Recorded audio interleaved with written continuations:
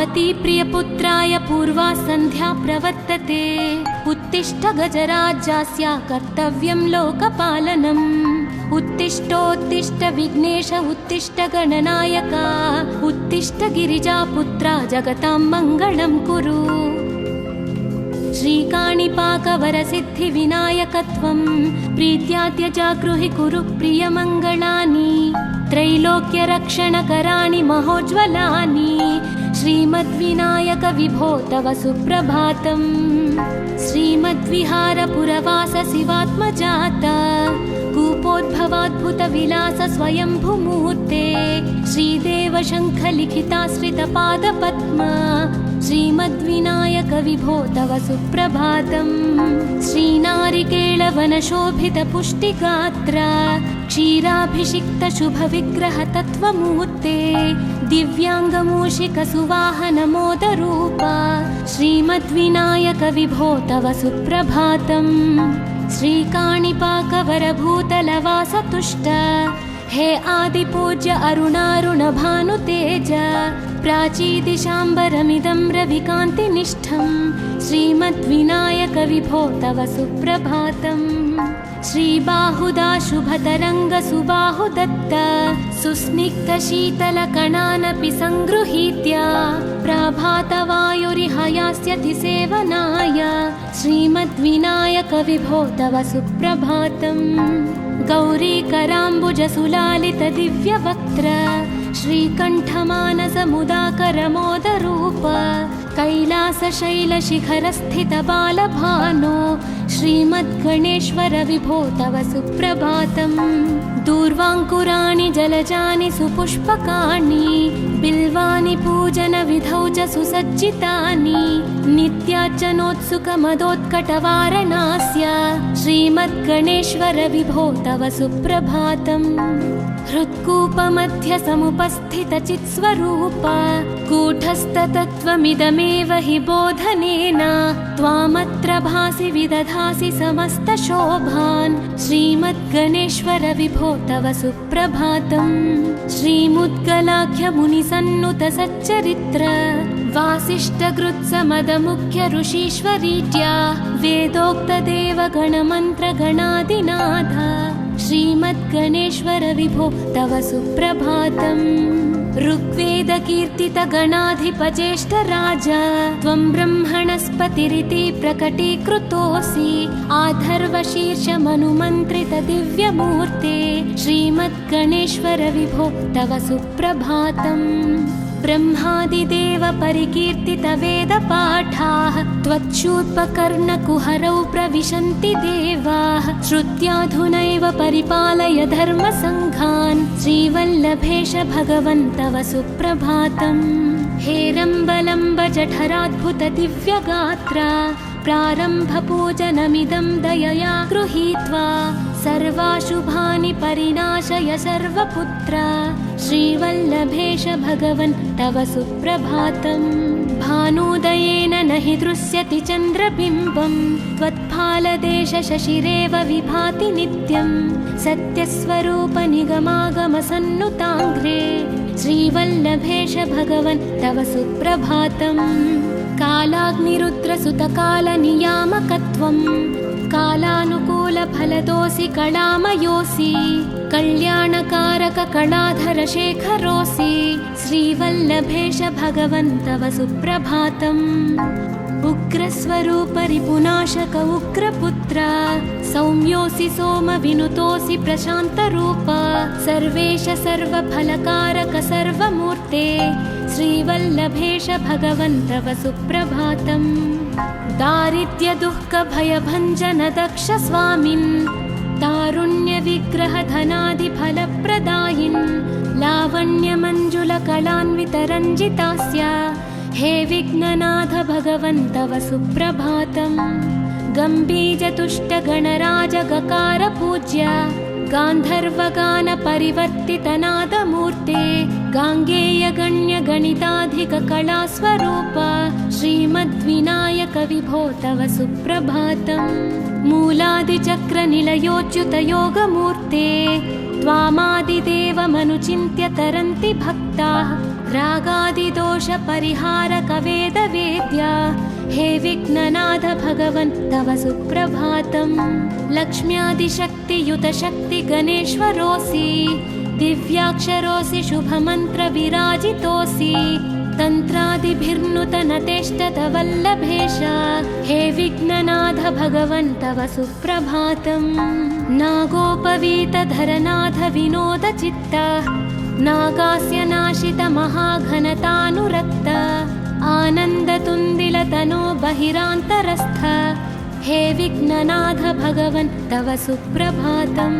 भद्रे भवक्त्र नवभद्रद भद्रतेज रुद्रप्रियात्मज मदद्रवशक्तियुक्त आद्रीशजा मधुरवत्सलता निधान हे विघ्ननाथ भगवन् तव सुप्रभातम्। सर्वार्थसिद्धिफलदायक बुद्धिदायिन् विघ्नाद्रिवज्रपरिपूज्य चतुर्थीकाले भद्रं पदं दिशसि भक्तगणार्थितोऽसि हे विघ्ननाथ भगवन् तव सुप्रभातम्। बालादिभव्य बहुरूपधरोऽसि देव चिन्तामणिस्त्वमसि सर्वफलप्रदोऽसि त्वन्नाम दिव्यमणिरस्ति जगद्धिताय हे विघ्ननाथ भगवन् तव सुप्रभातम्।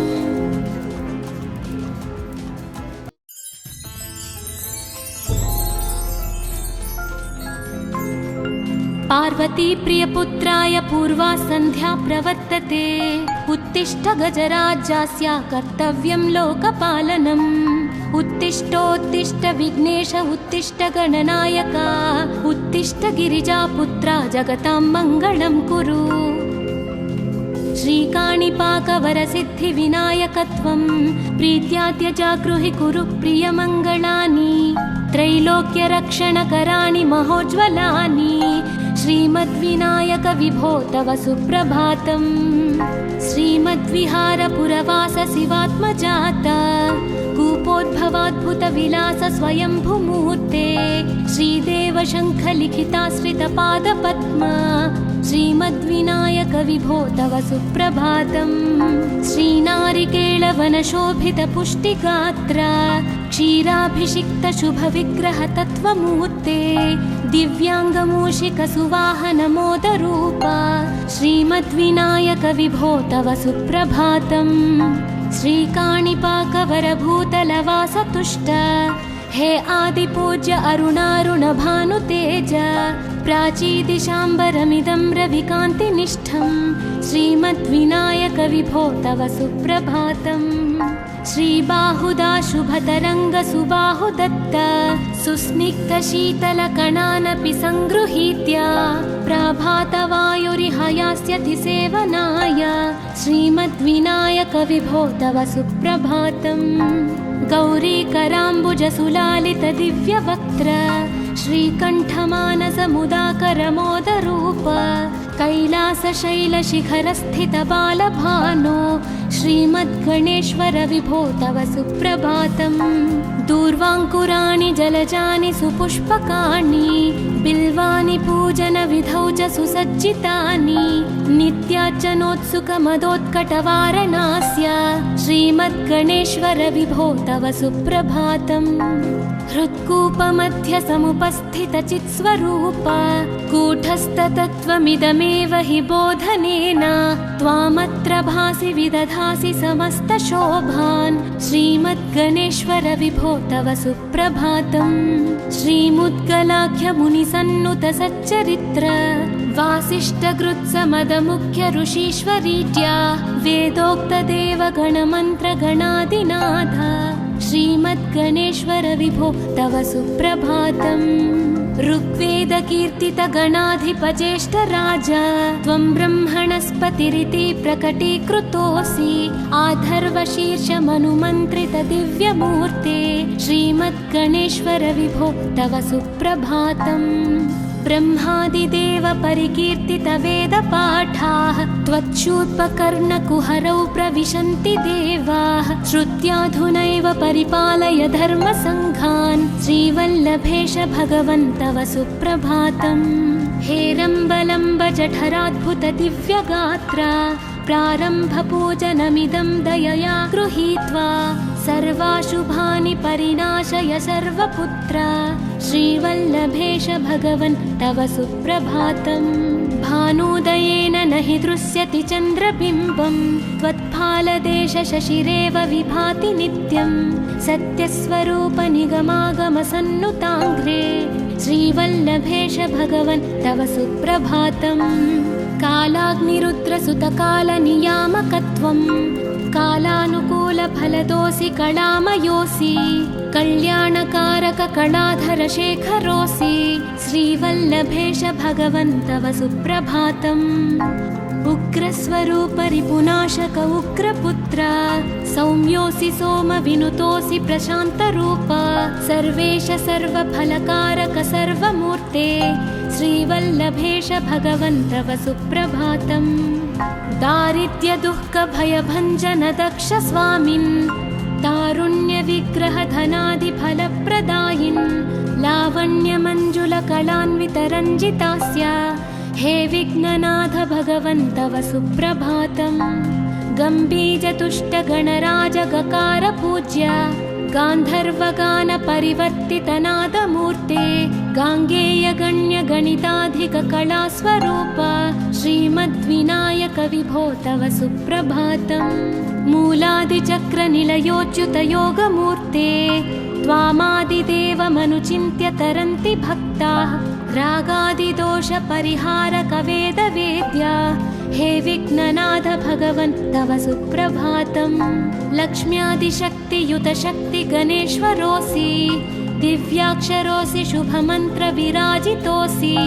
तन्त्रादिभिर्नुतनतेष्टत वल्लभेश हे विघ्ननाथ भगवन् तव सुप्रभातम् नागोपवीतधरनाथ विनोदचित्त नागास्य नाशित महाघनतानुरक्त आनन्दतुन्दिलतनो बहिरान्तरस्थ हे विघ्ननाथ भगवन् तव सुप्रभातम् भद्रे भवक्त्र नवभद्रद भद्रतेज रुद्रप्रियात्मज मदद्रव शक्तियुक्त आद्रीशजा मधुरवत्सलता निधान हे विघ्ननाथ भगवन् तव सुप्रभातम् सर्वार्थसिद्धिफलदायक बुद्धिदायिन् विघ्नाद्रिवज्रपरिपूज्य चतुर्थी काले भद्रं पदं दिशसि भक्तगणार्थितोऽसि हे विघ्ननाथ भगवन् तव सुप्रभातम् बालादिभव्य बहुरूपधरोऽसि देव चिन्तामणिस्त्वमसि सर्वफलप्रदोऽसि त्वन्नाम दिव्यमणिरस्ति जगद्धिताय हे विघ्ननाथ भगवन् तव सुप्रभातम्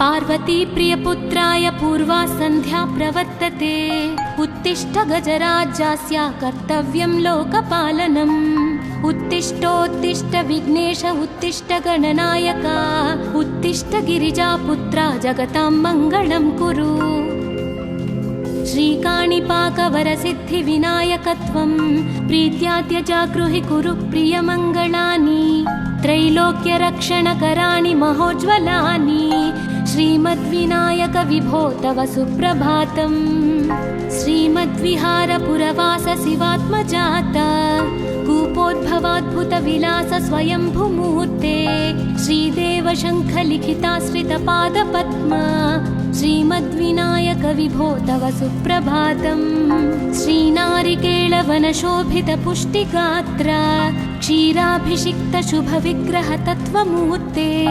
दिव्याङ्गमूषिकसुवाहनमोदरूप श्रीमद्विनायक विभो तव सुप्रभातम् श्रीकाणिपाकवरभूतलवासतुष्ट हे आदिपूज्य अरुणारुणभानुतेज प्राचीदिशाम्बरमिदं रविकान्तिनिष्ठं श्रीमद्विनायक विभो तव सुप्रभातम् श्रीबाहुदा शुभतरङ्ग सुबाहुदत्त सुस्निग्धशीतलकणानपि सङ्गृहीत्य प्रभातवायुरिहयास्यति सेवनाय श्रीमद्विनायक विभो तव सुप्रभातम् गौरीकराम्बुजसुलालितदिव्यवक्त्र श्रीकण्ठमानसमुदाकरमोदरूप कैलासशैलशिखरस्थितबालभानो श्रीमद्गणेश्वर विभो तव सुप्रभातम्। दूर्वाङ्कुराणि जलजानि सुपुष्पकाणि बिल्वानि पूजनविधौ च सुसज्जितानि नित्यार्चनोत्सुकमदोत्कटवारणास्य श्रीमद्गणेश्वर विभो तव सुप्रभातम्। हृत्कूपमध्य समुपस्थितचित्स्वरूप कूटस्थतत्त्वमिदमेव हि बोधनेन त्वामत्र भासि विदधासि समस्तशोभान् श्रीमद्गणेश्वर विभो तव सुप्रभातम्। श्रीमुद्गलाख्यमुनिसन्नुत सच्चरित्र वासिष्ठकृत्समदमुख्य ऋषीश्वरीत्या वेदोक्तदेवगणमन्त्रगणादिनाथ श्रीमद्गणेश्वर विभो तव सुप्रभातम्। ऋग्वेदकीर्तितगणाधिपज्येष्ठराज त्वं ब्रह्मणस्पतिरिति प्रकटीकृतोऽसि आधर्वशीर्षमनुमन्त्रितदिव्यमूर्ते श्रीमद्गणेश्वर विभो तव सुप्रभातम्।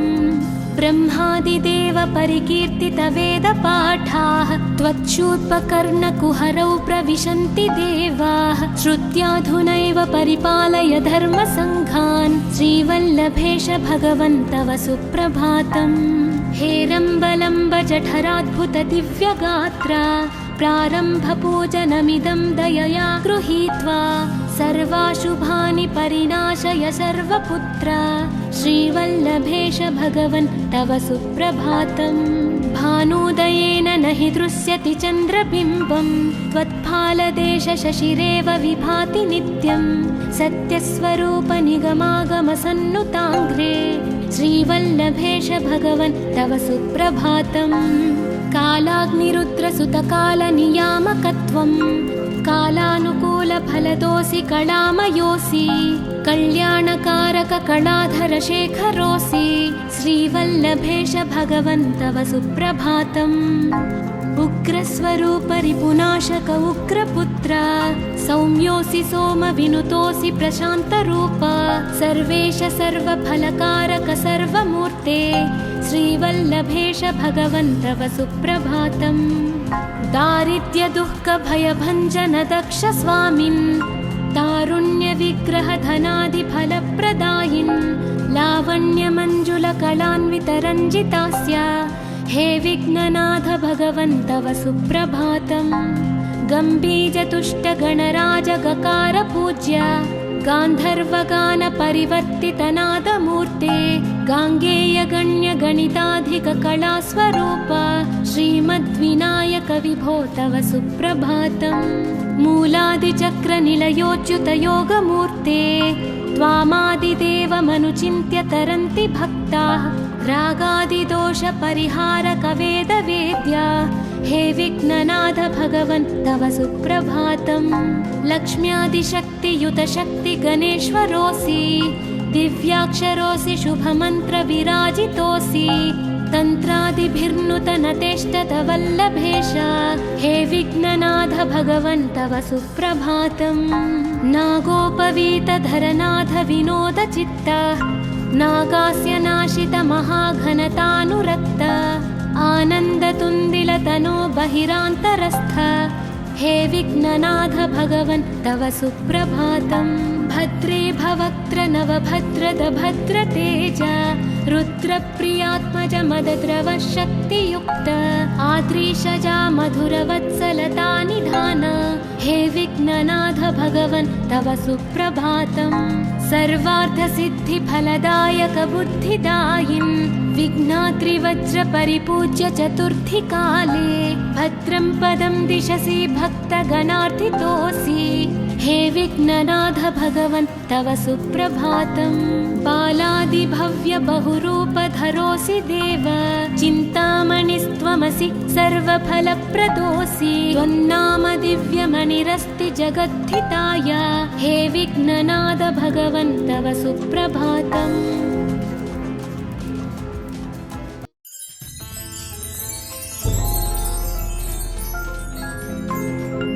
पार्वती प्रियपुत्राय पूर्वा सन्ध्या प्रवर्तते उत्तिष्ठ गजराज्यास्य कर्तव्यं लोकपालनम्। उत्तिष्ठोत्तिष्ठ विघ्नेश उत्तिष्ठ गणनायक उत्तिष्ठ गिरिजापुत्रा जगतां मङ्गलं कुरु। श्रीकाणिपाकवरसिद्धिविनायकत्वं प्रीत्याद्य जागृहि कुरु प्रियमङ्गलानि त्रैलोक्यरक्षणकराणि महोज्ज्वलानि श्रीमद्विनायक विभो तव सुप्रभातम्। श्रीमद्विहारपुरवास शिवात्मजात कूपोद्भवाद्भुतविलास स्वयंभूमूर्ते श्रीदेव शङ्खलिखिताश्रितपादपद्म श्रीमद्विनायक विभो तव सुप्रभातम्। श्रीनारिकेळवनशोभितपुष्टिगात्र क्षीराभिषिक्त शुभविग्रह तत्त्वमूर्ते दिव्याङ्गमूषिकसुवाहनमोदरूप श्रीमद्विनायक विभो तव सुप्रभातम्। श्रीकाणिपाकवरभूतलवासतुष्ट हे आदिपूज्य अरुणारुणभानुतेज प्राचीदिशाम्बरमिदं रविकान्तिनिष्ठं श्रीमद्विनायक विभो तव सुप्रभातम्। श्रीबाहुदा शुभतरङ्गसुबाहुदत्त सुस्निग्धशीतलकणानपि सङ्गृहीत्य प्रभातवायुरिहयास्यति सेवनाय श्रीमद्विनायक विभो तव सुप्रभातम्। गौरीकराम्बुजसुलालित दिव्यवक्त्र श्रीकण्ठमानसमुदाकरमोदरूप कैलासशैलशिखरस्थित बालभानो श्रीमद्गणेश्वर विभो तव सुप्रभातम्। दूर्वाङ्कुराणि जलजानि सुपुष्पकाणि बिल्वानि पूजनविधौ च सुसज्जितानि नित्यार्चनोत्सुकमदोत्कटवारणास्य श्रीमद्गणेश्वर विभो तव सुप्रभातम्। हृत्कूपमध्य समुपस्थितचित्स्वरूप कूटस्थतत्त्वमिदमेव हि बोधनेन त्वामत्र भासि विदधासि समस्तशोभान् श्रीमद्गणेश्वर विभो तव सुप्रभातम्। श्रीमुद्गलाख्यमुनिसन्नुत सच्चरित्र वासिष्ठकृत्समदमुख्य ऋषीश्वरीत्या वेदोक्तदेवगणमन्त्रगणादिनाथ श्रीमद्गणेश्वर विभो तव सुप्रभातम्। ऋग्वेदकीर्तितगणाधिपज्येष्ठराज त्वं ब्रह्मणस्पतिरिति प्रकटीकृतोऽसि आधर्वशीर्षमनुमन्त्रित दिव्यमूर्ते श्रीमद्गणेश्वर विभो तव सुप्रभातम्। ब्रह्मादिदेव परिकीर्तित वेदपाठाः त्वच्छूर्पकर्णकुहरौ प्रविशन्ति देवाः श्रुत्याधुनैव परिपालय धर्मसङ्घान् श्रीवल्लभेश भगवन् तव सुप्रभातम्। हेरम्बलम्ब जठराद्भुत दिव्यगात्र प्रारम्भपूजनमिदं दयया गृहीत्वा सर्वाशुभानि परिनाशय सर्वपुत्र श्रीवल्लभेश भगवन् तव सुप्रभातम्। भानुदयेन न हि दृश्यति चन्द्रबिम्बं त्वत्फालदेश शशिरेव विभाति नित्यं सत्यस्वरूप निगमागमसन्नुताङ्घ्रे श्रीवल्लभेश भगवन् तव सुप्रभातम्। कालाग्निरुद्रसुतकालनियामकत्वं कालानुकूलफलदोऽसि कलामयोऽसि कल्याणकारक कलाधर शेखरोऽसि श्रीवल्लभेश भगवन् तव सुप्रभातम्। उग्रस्वरूप रिपुनाशक उग्रपुत्र सौम्योऽसि सोमविनुतोऽसि प्रशान्तरूप सर्वेश सर्वफलकारक सर्वमूर्ते श्रीवल्लभेश भगवन् तव सुप्रभातम्। दारिद्र्यदुःखभयभञ्जन दक्ष स्वामिन् तारुण्यविग्रहधनादिफलप्रदायिन् लावण्यमञ्जुलकलान्वितरञ्जितास्य हे विघ्ननाथ भगवन् तव सुप्रभातम्। गम्भीजतुष्टगणराजगकार पूज्य गान्धर्वगानपरिवर्तितनादमूर्ते गाङ्गेयगण्यगणिताधिककलास्वरूप श्रीमद्विनायक विभो तव सुप्रभातम्। मूलादिचक्रनिलयोच्युतयोगमूर्ते त्वामादिदेवमनुचिन्त्य तरन्ति भक्ताः रागादिदोषपरिहारकवेदवेद्या हे विघ्ननाथ भगवन् तव सुप्रभातम्। लक्ष्म्यादिशक्तियुतशक्ति गणेश्वरोऽसि दिव्याक्षरोऽसि शुभमन्त्रविराजितोऽसि तन्त्रादिभिर्नुतनतेष्टतवल्लभेश हे विघ्ननाथ भगवन् तव सुप्रभातम् नागोपवीतधरनाथ विनोदचित्त नागास्य नाशित महाघनतानुरक्त आनन्दतुन्दिलतनो बहिरान्तरस्थ हे विघ्ननाथ भगवन् तव सुप्रभातम् भद्रे भवक्त्र नवभद्रद भद्रतेज रुद्रप्रियात्मज मदद्रव शक्तियुक्त आद्रीशजा मधुरवत्सलता निधान हे विघ्ननाथ भगवन् तव सुप्रभातम् सर्वार्थसिद्धिफलदायक बुद्धिदायिन् विघ्नाद्रिवज्रपरिपूज्य चतुर्थी काले भद्रं पदं दिशसि भक्तगणार्थितोऽसि हे विघ्ननाथ भगवन् तव सुप्रभातम् बालादिभव्य बहुरूपधरोऽसि देव चिन्तामणिस्त्वमसि सर्वफलप्रदोऽसि त्वन्नाम दिव्यमणिरस्ति जगद्धिताय हे विघ्ननाथ भगवन् तव सुप्रभातम्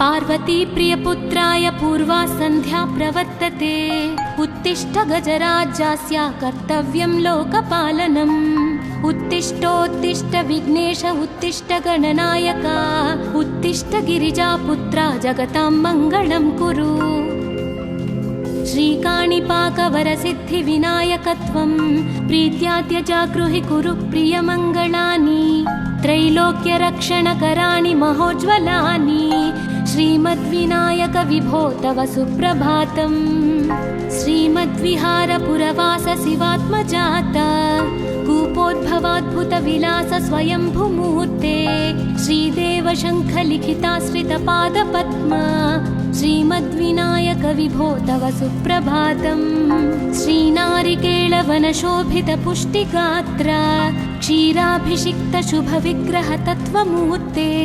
दिव्याङ्गमूषिकसुवाहनमोदरूपा श्रीमद्विनायक विभो तव सुप्रभातम् श्रीकाणिपाकवरभूतलवासतुष्ट हे आदिपूज्य अरुणारुणभानुतेज प्राचीदिशाम्बरमिदं रविकान्तिनिष्ठं श्रीमद्विनायक विभो तव सुप्रभातम् श्रीबाहुदा शुभतरङ्गसुबाहुदत्त सुस्निग्धशीतलकणानपि सङ्गृहीत्य प्रभातवायुरिहयास्यति सेवनाय श्रीमद्विनायक विभो तव सुप्रभातम् गौरीकराम्बुजसुलालितदिव्यवक्त्र श्रीकण्ठमानसमुदाकरमोदरूप कैलासशैलशिखरस्थितबालभानो श्रीमद्गणेश्वर विभो तव सुप्रभातम् दूर्वाङ्कुराणि जलजानि सुपुष्पकाणि बिल्वानि पूजनविधौ च सुसज्जितानि नित्यार्चनोत्सुकमदोत्कटवारणास्य श्रीमद्गणेश्वर विभो तव सुप्रभातम् हृत्कूपमध्य समुपस्थितचित्स्वरूप कूटस्थतत्त्वमिदमेव हि बोधनेन त्वामत्र भासि विदधासि समस्तशोभान् श्रीमद्गणेश्वर विभो तव सुप्रभातम् श्रीमुद्गलाख्यमुनिसन्नुतसच्चरित्र वासिष्ठकृत्समदमुख्य ऋषीश्वरीत्या वेदोक्तदेवगणमन्त्रगणादिनाथ श्रीमद्गणेश्वर विभो तव सुप्रभातम् ऋग्वेदकीर्तितगणाधिपज्येष्ठराज त्वं ब्रह्मणस्पतिरिति प्रकटीकृतोऽसि आधर्वशीर्षमनुमन्त्रितदिव्यमूर्ते श्रीमद्गणेश्वर विभो तव सुप्रभातम् ब्रह्मादिदेव परिकीर्तितवेदपाठाः त्वच्छूर्पकर्णकुहरौ प्रविशन्ति देवाः श्रुत्याधुनैव परिपालय धर्मसङ्घान् श्रीवल्लभेश भगवन् तव सुप्रभातम् हेरम्बलम्ब जठराद्भुतदिव्यगात्र प्रारम्भपूजनमिदं दयया गृहीत्वा सर्वाशुभानि परिनाशय सर्वपुत्र श्रीवल्लभेश भगवन् तव सुप्रभातम् भानुदयेन न हि दृश्यति चन्द्रबिम्बम् त्वत्फालदेश शशिरेव विभाति नित्यम् सत्यस्वरूप निगमागमसन्नुताङ्घ्रे श्रीवल्लभेश भगवन् तव सुप्रभातम् कालाग्निरुद्रसुतकालनियामकत्वम् कालानुकूलफलदोऽसि कलामयोऽसि कल्याणकारक कलाधर शेखरोऽसि श्रीवल्लभेश भगवन् तव सुप्रभातम् उग्रस्वरूप रिपुनाशक उग्रपुत्र सौम्योऽसि सोमविनुतोऽसि प्रशान्तरूप सर्वेश सर्वफलकारक सर्वमूर्ते श्रीवल्लभेश भगवन् तव सुप्रभातम् दारिद्र्यदुःखभयभञ्जन दक्ष स्वामिन् तारुण्यविग्रह धनादिफलप्रदायिन् लावण्यमञ्जुलकलान्वितरञ्जितास्य हे विघ्ननाथ भगवन् तव सुप्रभातम् गम्भीजतुष्टगणराज गकार पूज्य गान्धर्वगान परिवर्तितनादमूर्ते गाङ्गेय गणिताधिक कलास्वरूप श्रीमद्विनायक विभो तव सुप्रभातम् मूलादिचक्र निलयोच्युत योगमूर्ते त्वामादिदेवमनुचिन्त्य तरन्ति भक्ताः रागादिदोष परिहारक वेदवेद्य हे विघ्ननाथ भगवन् तव सुप्रभातम् लक्ष्म्यादिशक्तियुत शक्ति गणेश्वरोऽसि दिव्याक्षरोऽसि शुभमन्त्र विराजितोऽसि तन्त्रादिभिर्नुतनतेष्टत वल्लभेश हे विघ्ननाथ भगवन् तव सुप्रभातम् नागोपवीतधरनाथ विनोद चित्त नागास्य नाशित महाघनतानुरक्त आनन्दतुन्दिलतनो बहिरान्तरस्थ हे विघ्ननाथ भगवन् तव सुप्रभातम् भद्रे भवक्त्र नवभद्रद भद्रतेज रुद्रप्रियात्मज मदद्रव शक्तियुक्त आद्रीशजा मधुरवत्सलता निधान हे विघ्ननाथ भगवन् तव सुप्रभातम् सर्वार्थसिद्धिफलदायक बुद्धिदायिन् विघ्नात्रिवज्र परिपूज्य चतुर्थी काले भद्रं पदं दिशसि भक्तगणार्थितोऽसि हे विघ्ननाथ भगवन् तव सुप्रभातम् बालादिभव्य बहुरूपधरोऽसि देव चिन्तामणिस्त्वमसि सर्वफलप्रदोऽसि त्वन्नाम दिव्यमणिरस्ति जगद्धिताय हे विघ्ननाथ भगवन् तव सुप्रभातम्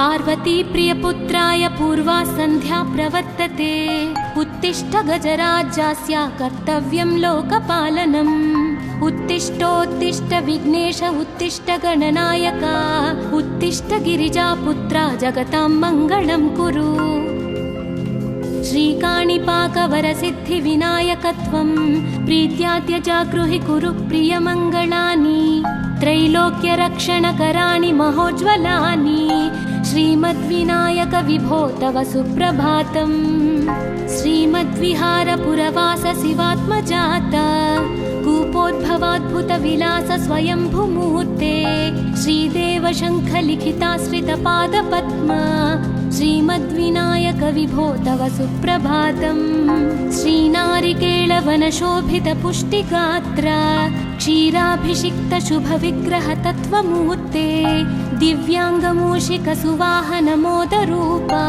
श्रीमद्विनायक विभो तव सुप्रभातम् श्रीकाणिपाकवरभूतलवासतुष्ट हे आदिपूज्य अरुणारुण भानुतेज प्राचीदिशाम्बरमिदं रविकान्तिनिष्ठं श्रीमद्विनायक विभो तव सुप्रभातम् श्रीबाहुदा शुभतरङ्ग सुबाहुदत्त सुस्निग्धशीतलकणानपि सङ्गृहीत्य प्रभातवायुरिहयास्यति सेवनाय श्रीमद्विनायक विभो तव सुप्रभातम् गौरीकराम्बुजसुलालित दिव्यवक्त्र श्रीकण्ठमानसमुदाकर मोदरूप कैलासशैलशिखरस्थितबालभानो श्रीमद्गणेश्वर विभो तव सुप्रभातम्। दूर्वाङ्कुराणि जलजानि सुपुष्पकाणि बिल्वानि पूजनविधौ च सुसज्जितानि नित्यार्चनोत्सुकमदोत्कटवारणास्य श्रीमद्गणेश्वर विभो तव सुप्रभातम्। हृत्कूपमध्य समुपस्थितचित्स्वरूप कूटस्थतत्त्वमिदमेव हि बोधनेन त्वामत्र भासि विदधासि समस्तशोभान् श्रीमद्गणेश्वर विभो तव सुप्रभातम्। श्रीमुद्गलाख्यमुनिसन्नुत सच्चरित्र वासिष्ठकृत्समदमुख्य ऋषीश्वरीत्या वेदोक्तदेवगणमन्त्रगणादिनाथ श्रीमद्गणेश्वर विभो तव सुप्रभातम्।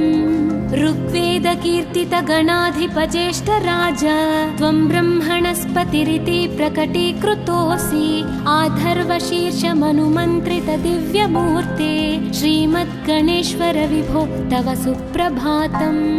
ब्रह्मादिदेव परिकीर्तितवेदपाठाः त्वच्छूर्पकर्णकुहरौ प्रविशन्ति देवाः श्रुत्याधुनैव परिपालय धर्मसङ्घान् श्रीवल्लभेश भगवन् तव सुप्रभातम्। हेरम्बलम्ब जठराद्भुत दिव्यगात्रा प्रारम्भपूजनमिदं दयया गृहीत्वा सर्वाशुभानि परिनाशय सर्वपुत्र श्रीवल्लभेश भगवन् तव सुप्रभातम्। भानुदयेन न हि दृश्यति चन्द्रबिम्बं त्वत्फालदेशशशिरेव विभाति नित्यं सत्यस्वरूप निगमागमसन्नुताङ्घ्रे श्रीवल्लभेश भगवन् तव सुप्रभातम्। कालाग्निरुद्रसुतकालनियामकत्वं कालानुकूलफलदोऽसि कलामयोऽसि कल्याणकारककलाधरशेखरोऽसि श्रीवल्लभेश भगवन् तव सुप्रभातम्। उग्रस्वरूप रिपुनाशक उग्रपुत्र सौम्योऽसि सोमविनुतोऽसि प्रशान्तरूप सर्वेश सर्वफलकारक सर्वमूर्ते श्रीवल्लभेश भगवन् तव सुप्रभातम्। दारिद्र्यदुःखभयभञ्जन दक्ष स्वामिन् तारुण्यविग्रहधनादिफलप्रदायिन् लावण्यमञ्जुलकलान्वितरञ्जितास्य हे विघ्ननाथ भगवन् तव सुप्रभातम्।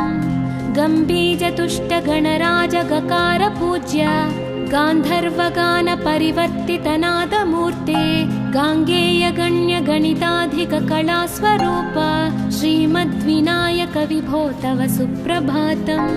मूलादिचक्रनिलयोच्युतयोगमूर्ते त्वामादिदेवमनुचिन्त्य तरन्ति भक्ताः रागादिदोषपरिहारकवेदवेद्या हे विघ्ननाथ भगवन् तव सुप्रभातम्।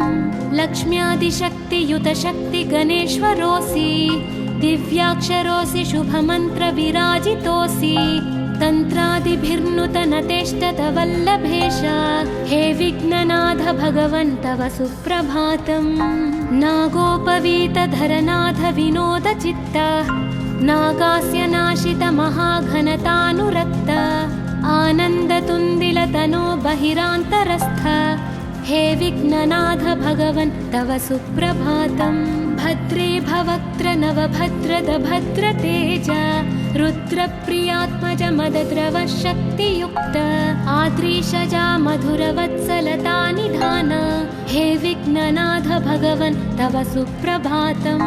सर्वार्थसिद्धिफलदायक बुद्धिदायिन् विघ्नाद्रिवज्रपरिपूज्य चतुर्थीकाले भद्रं पदं दिशसि भक्तगणार्थितोऽसि हे विघ्ननाथ भगवन् तव सुप्रभातम्। बालादिभव्य बहुरूपधरोऽसि देव चिन्तामणिस्त्वमसि सर्वफलप्रदोऽसि त्वन्नाम दिव्यमणिरस्ति जगद्धिताय हे विघ्ननाथ भगवन् तव सुप्रभातम्।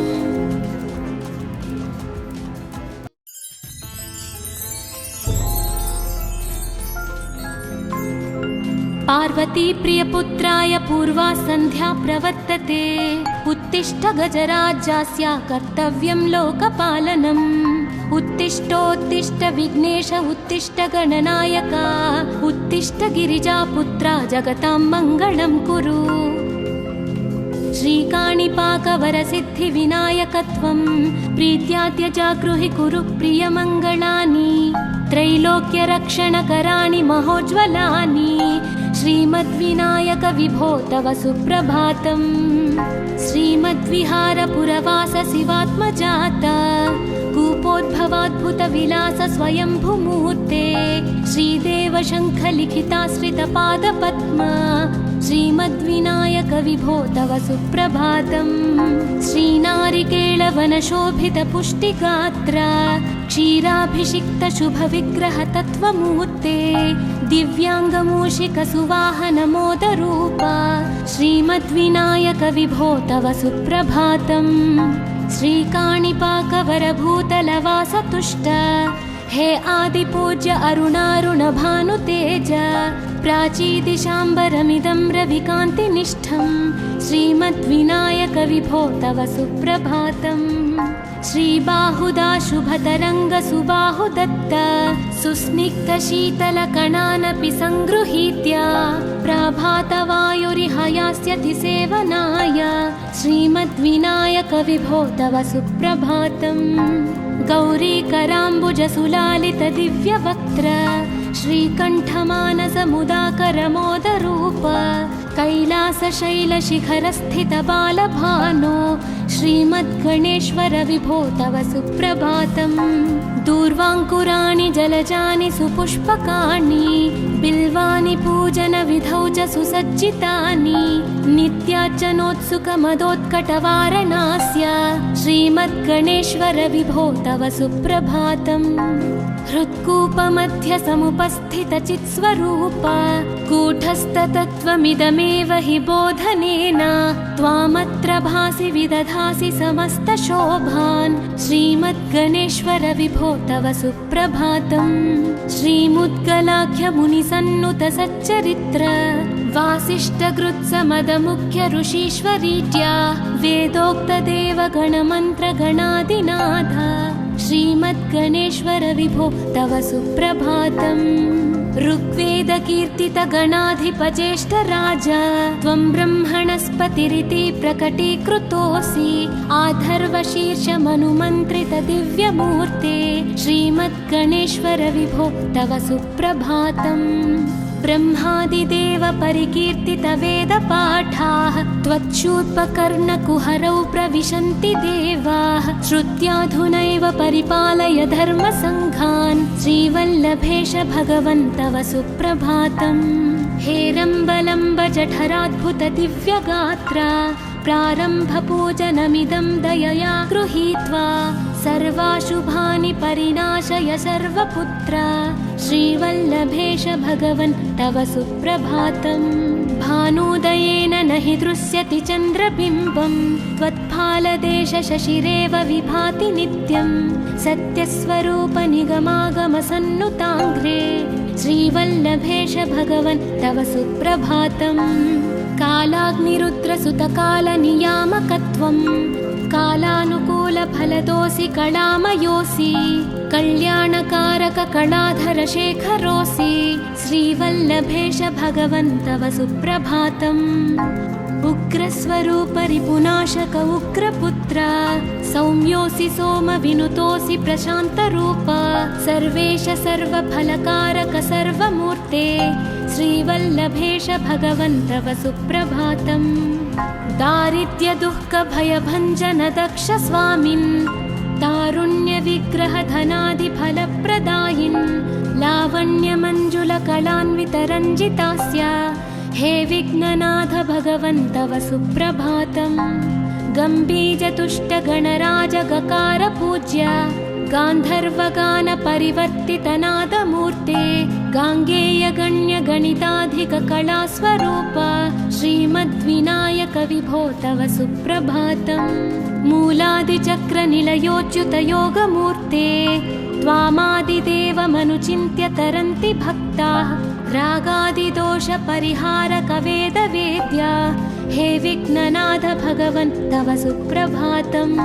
लक्ष्म्यादिशक्तियुतशक्ति गणेश्वरोऽसि दिव्याक्षरोऽसि शुभमन्त्रविराजितोऽसि तन्त्रादिभिर्नुतनतेष्टतवल्लभेश हे विघ्ननाथ भगवन् तव सुप्रभातम् नागोपवीतधरनाथ विनोदचित्त नागास्य नाशित महाघनतानुरक्त आनन्दतुन्दिलतनो बहिरान्तरस्थ हे विघ्ननाथ भगवन् तव सुप्रभातम् भद्रे भवक्त्र नवभद्रद भद्रतेज रुद्रप्रियात्मज मदद्रव शक्तियुक्त आद्रीशजा मधुरवत्सलता निधान हे विघ्ननाथ भगवन् तव सुप्रभातम् सर्वार्थसिद्धिफलदायक बुद्धिदायिन् विघ्नात्रिवज्र